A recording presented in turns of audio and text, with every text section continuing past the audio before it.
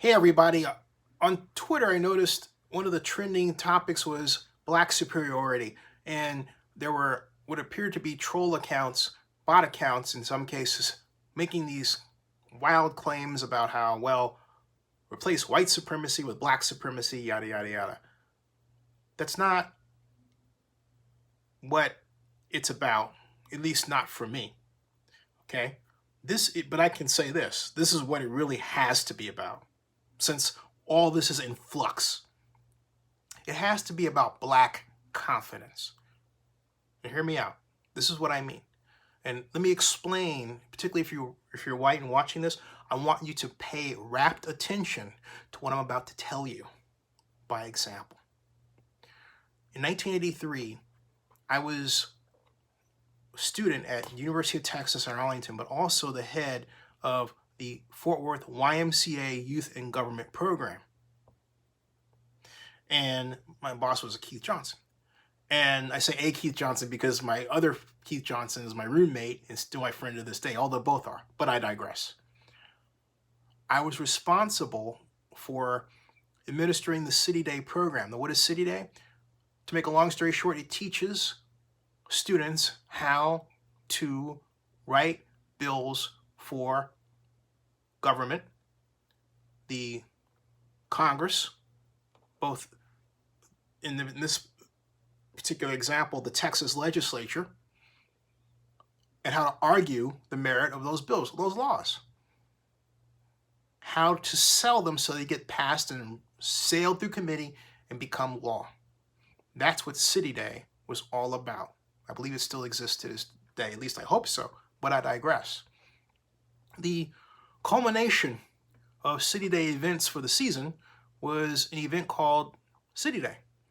And so at City Day, all of my students got together, students from Eastern Hills, which is a public school and racially mixed, Dunbar, which is a public school and predominantly black, and Nolan, which is a Catholic school and predominantly white. My students from Nolan High School were doing a dance called the Gator. It's a floor dance. Not only a floor dance like the kind of line dances that are in country music. No, I mean a floor dance where you got on the floor, laid down your body, and behind somebody else, and then somebody else was behind you, and then that person jumped over you in front of the other person. They laid down, that person jumped over them, right? And they laid down. It becomes this chain, and it keeps going. And people can come in and join it, and they can go out, so it's long and it's short. The Gator. I was doing it. They're my students. It's fun, okay?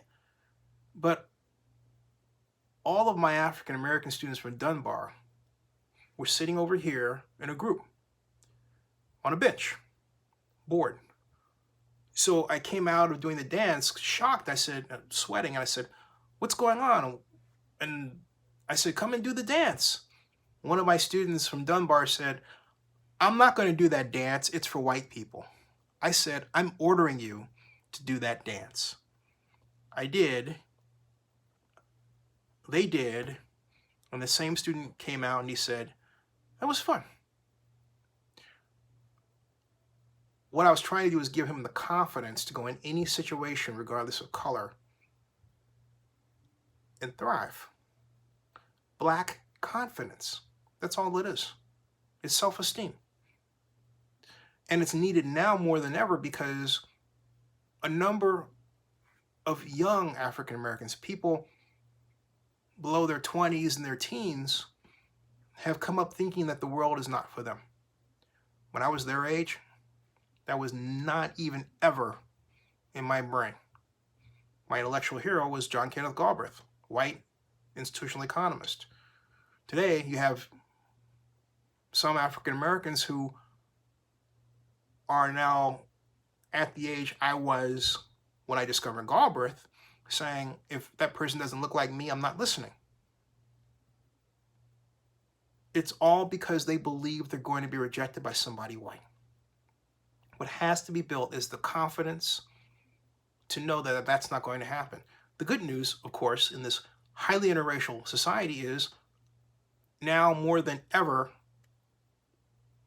that confidence can be built quickly and reinforced. What's happened is too many racist incidents have conspired to make some fearful of having that confidence. That must be destroyed. Let me tell you something. A confident African American person benefits everybody.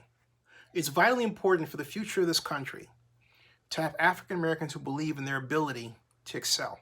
It's better for our economy. It's better for our society. It's better for our interpersonal relationships. Because if you have an African American person who's truly confident in their abilities, the possibility that they believe that their problems are due to racism is greatly diminished. And I think everybody wants that. So as far as I'm concerned, it's not so much about black superiority. It's about black confidence.